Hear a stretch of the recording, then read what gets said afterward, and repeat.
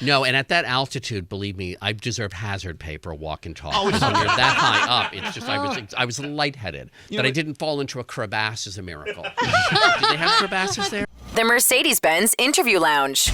We always love it when Rocca shows up and eats our catering. Yes. We specifically got it for him, though. We got the crunchy chicken sandwiches for you. And he walks in and Mo says, I'm sorry, I'm wearing Invisalign. I can't do that. Oh, no. But don't you take it out so you can eat and then put it back? That's what they tell you. It's a prison. This is the first morning I've had it, and it's a prison. Oh, this is day one.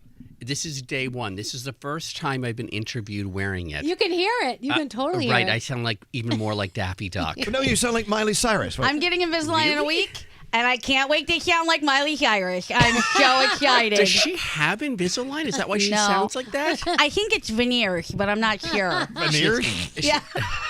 No, I know. I sound like a cat. Or I mean, like, and so even more so, which is fine. You sound fine. Don't point He that. sounds fine. I think you sound great. But it is a lifetime sentence. And this morning, I just thought, I wish that I could be like Rip Van Winkle and just go to sleep for 20 years and have somebody gently replace the cartridges in my mouth every 2 weeks and then wake up and be Matt Damon. That's how he did it. Yeah. What was that, Nate? What was the decision, Mo, that you decided at this point in your life, you know what, time for Invisalign? My dentist said that there was one tooth, I can't remember, not the canine. I always, the canine makes me laugh. I don't know what this one is called, that was sort of drifting in a weird place. It was sort of becoming a snaggle tooth, which I wouldn't have minded. I love a snaggle tooth. Did snaggle? I have snaggle tooth. Because, really? I'll tell you why. Finish your story, then I'll... Well, no, I just was thinking also, did Snagglepuss have a snaggletooth? Oh, I don't know. Exit. Google. Right. Can we Google? Okay. There's 15 people in here. Was that Flintstones Snagglepuss? No, he wasn't Flintstones. He was Hanna-Barbera, but he's the gay cartoon cat. Okay. Yes. Everyone knows him. Okay. Exit. Just because he was flamboyant doesn't mean he liked other male cats.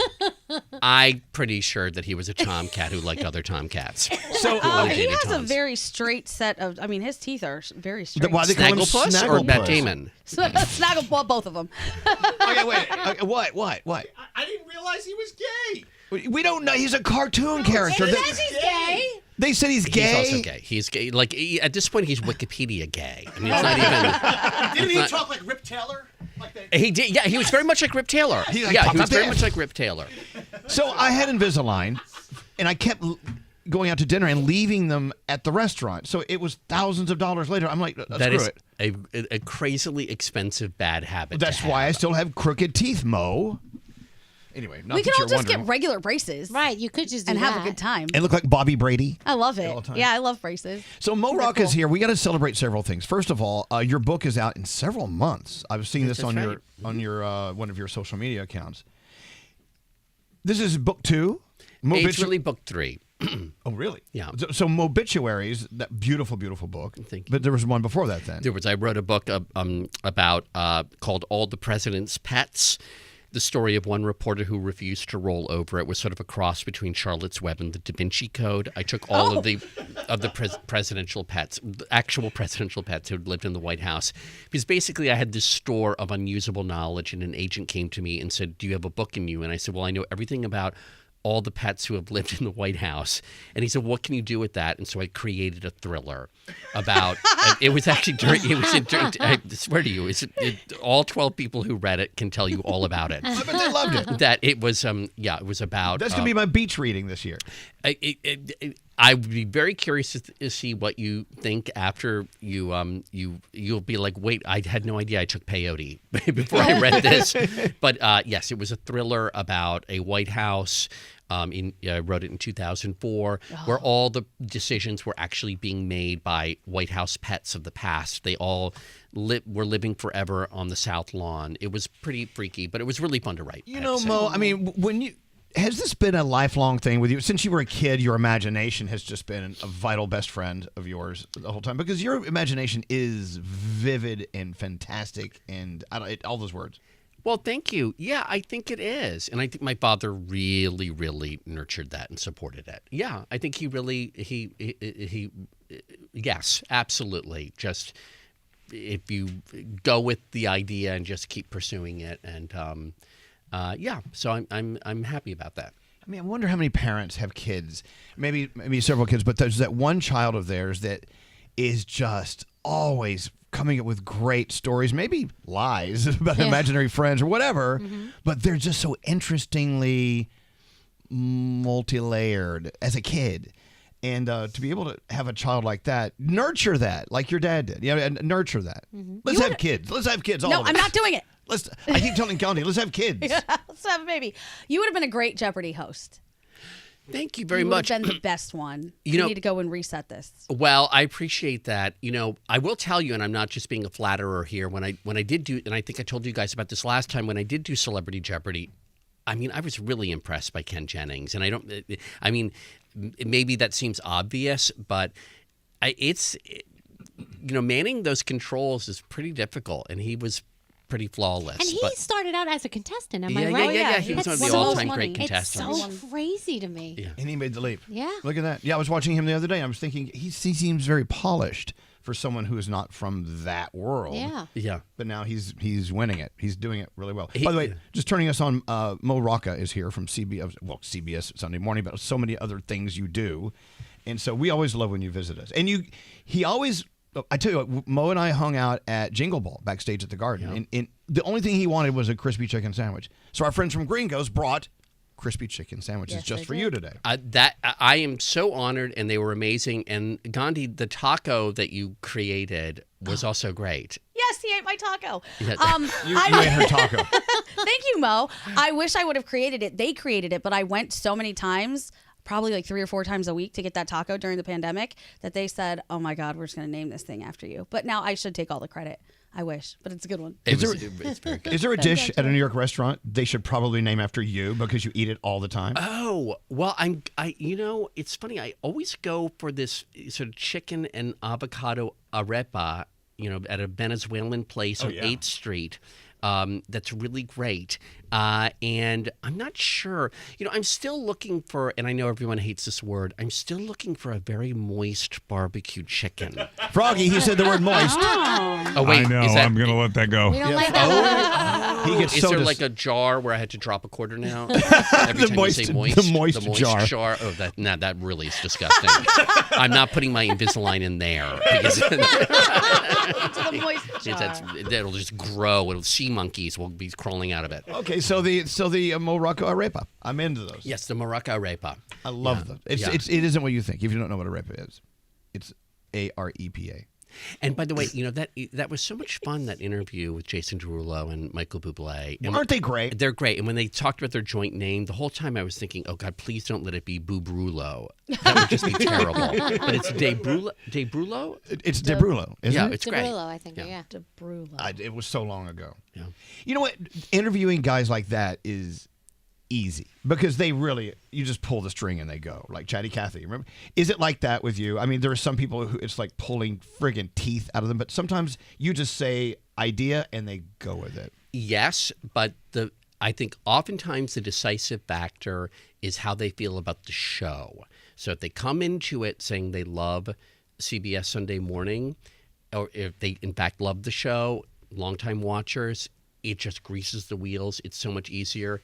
And that's why your interview, like so many with Michael and Jason, was just so easy because they love you and love the show. There you go. I guess so. CBS Sunday Morning, by the way, I've always thought it's always been the best show on TV. And people are like, really, you're up on Sunday mornings? I said, yes. He talks to us about it every time. Did it's- you watch CBS Sunday Morning this week? Rarely an episode goes by where I don't shed a tear of laughter or sadness or whatever. It's You think touching. you're going to be laughing or crying at your piece? We don't know if there's going to be peace yet. I don't see I don't see a story forming. I don't see a story forming. There is a story there, but I think you won't be laughing, you won't be crying. You'll be in shock. They know the finger story with Tom Pullman. Oh, the hell! Why do you say that? So Mo and Michelle, I mean, the entire incredible crew from CBS came all the way to Santa Fe, New Mexico. Yeah. And we got to hang out with each other. We went out to dinner with each other.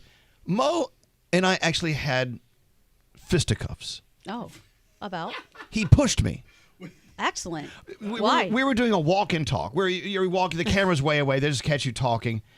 and we had to walk past the camera, and he pushed me. I said, why are you pushing me? He says, I was afraid you were going to stop in front of the camera. We needed the shot. Do you remember that, man? I'm like, you pushed me. He's a director. Yeah, and then I wrapped your knuckles. No, it was 1950s Catholic school. That's how we do things on. I mean, do you push CBS all Sunday of your Morning. guests like? Oh my God! Yeah, I almost pushed Michael Douglas into the Pacific Ocean on a bluff there, and he just wasn't getting it right. The walk and talk is everything. Talk about the walk and explain to people what a walk and talk Well, is. so this is what. Okay, the walk and talk is the most delicious, ridiculous stereotype of a television profile. And it's, I mean, Barbara Walters was great at it. She would be like, Cher has been a star ever since 1960s. And you're walking through like the estate or something. It's something to cut to so that it's B-roll, so that you can see another scene and transition between different parts of a sit-down interview. Right. You know it when you see it. But for the longest, I had heard that David Sedaris, the great humorist David Sedaris, would not consent to be profiled because he dreaded the walk and talk, how anxious it would make him.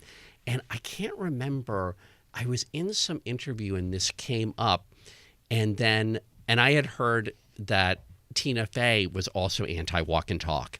And I said, oh, well, that's interesting. Apparently Tina Fey also has an anti-walk and talk policy. And little did I know that the publicist who was on site for this other interview also represented Tina. And then she just piped up. She goes, Tina Fey has no such anti-walk and talk policy. And I just loved that this was being said. So, by the way, I don't actually want to spread misinformation here. Apparently, Tina Fey is not against walk and talks, but I would respect her if she were, because it is so ridiculous. It is so awkward and ridiculous, and I love it. So the walk and talk is this. If you didn't get it, I just learned this. So you'll see the reporter, the journalist, and the guest walking and talking with each other, but you don't hear them. But you'll hear a voiceover later going, we took a walk down the streets of Santa Fe, and we went to a local restaurant. The thing is, you're talking about things that are so stupid. Yeah. I mean, they're not a part of the interview. For instance, Mo's like, so, do you prefer dark chocolate or milk chocolate? I'm like, that's the conversation we were having. But it looks like we're in this really great conversation. Well, usually there'll be a little sound up sometimes. So you'll be sort of like, Elvis took me to the heart of Santa Fe, and all you'll just hear is Nambe. Because everyone's obsessed with Nambe and Santa Fe.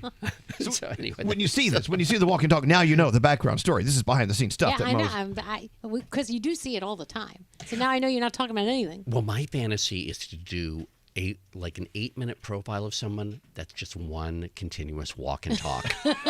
And just so that the audience at first will be like, this is okay, this is nice. We're seeing, the correspondent, walking with, I don't know, Joaquin Phoenix or whatever. And it just keeps going. And then I think that would be so. There's never any interview whatsoever. Well, I think it would be a discussion, but it would just be one continuous shot. Like, where are they walking?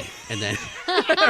They never get anywhere. They never get anywhere. But we had to go to this one point way up the street and walk toward the camera and past it 17 times. Yeah. Because they wanted to get it just right. Well, we wanted you to get your steps in. Because that was really sort of an intervention. Thanks, here. Mo. No, and at that altitude, believe me, I deserve hazard pay for a walk and talk. Oh, when you're that high up, it's just I was lightheaded. That I didn't fall into a crevasse is a miracle. Did they have crevasses there? I love a good crevasse. They have tacos. They call them arroyos there. If somebody turns down the walk and talk, can the interview still go? It's interesting. I think that in some cases is a deal breaker. Oh. I mean, look, if the person has trouble walking, we'll give them a break. How about a roll and talk if they're in a wheelchair? Right. Why not? There's so much I could say right now that would get me hated. It's interesting. Look, there was one great star of the golden age of Hollywood who was less mobile than we thought. Her publicists had lied to get her a profile. They didn't need to lie. And they said, she'll be tap dancing. And it turned out she couldn't walk. So there was no, I mean, really, they were like, she'll dance for you. She'll do all this. And none of that was happening. Wait, who was it? Shirley MacLaine. Can you tell her? I'm kidding. Oh, no, I can't. I just feel bad. But she's still with us. But, I mean, the minute she's dead, I'll tell you.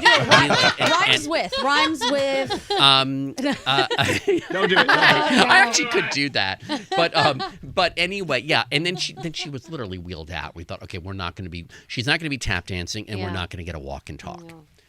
What if you had them like rub their nose and their belly at the same time and test them and see if they could do that? Because that's hard to do. What are we doing sobriety tests I now? don't know. I'm just giving you ideas, Mo. That's all. She's trying to freshen your game. So I got a question. Shows like CBS Sunday Morning and 60 Minutes, you guys offer long form storytelling, which you don't see in many TV shows these days. Why is that? Why are these there's only a couple of these shows that exist that allow this type of journalism? I would say that there is still an appetite for it, but everyone else has gotten really nervous. It's sort of like a comic who starts speeding up their delivery because they're getting nervous and they're afraid they're losing the audience. And our fearless leader, our executive producer, Rand Morrison, who's kind of a legend in television news, has sort of said no, and we're going to keep doing things the way we do it, not be stubborn about it. But I think other people got nervous and went like, okay, everyone has a shorter attention span, which most people do, but there's still some people left who want to hear someone complete a sentence. Mm-hmm. That's what I love about it. That's what I love about CBS Sunday Morning. It's storytelling. But as you say this, Nate, the producer's over there going, we got to wrap up. I see what he's doing. Nate. He was like, well, let's walk and talk him out of here. You'll never be a legend in TV journalism. Well, no. I mean, I'm doing my job. You have your own producer, Mo, and I'm sure she has to do. What is your job, though? Well, at this point, I need to make you rap because we do have how many minutes of commercials we still have to get in? About 23. Yeah. Okay, well, why don't we, just to wrap things up, we leave you now with Nate pushing Mo out of the studio. Well, Nate. Inside the So, sunshine. he's rolling him out. Are you really going to roll Mo out of the studio? That is so tacky. Nate, that's oh my God, he just dumped him. He dumped him. You just catapulted it. I think I ejected Mo. So, I mean, is there really going to be a story on CBS Sunday Morning? Is it really? Of course there is. Okay, do we You know? think they're do we know- wasting your time? Oh, wait, that is a good question. No, I'm wasting their time. Have you ever, Are you doing a follow-up question? Have you ever filmed, really quickly, like all this time, like you wasted with Elvis, and then you don't do one? No, we just want to be absolutely sure that he doesn't commit a crime that will get us in trouble. The longer you wait, the more likelihood. We get that done fast. As I said, we are on such a grad school schedule. I mean, I'm still finishing my piece on the first Top Gun. I mean, at this point, we're like, You should get to that. Timeliness. I mean, It's so timely. yes. Mo, we always love when you come to see us. Yay, Mo! You always leave the room a lot smarter than it was when you walked in. Now roll his ass out of here. The Mercedes-Benz Interview Lounge.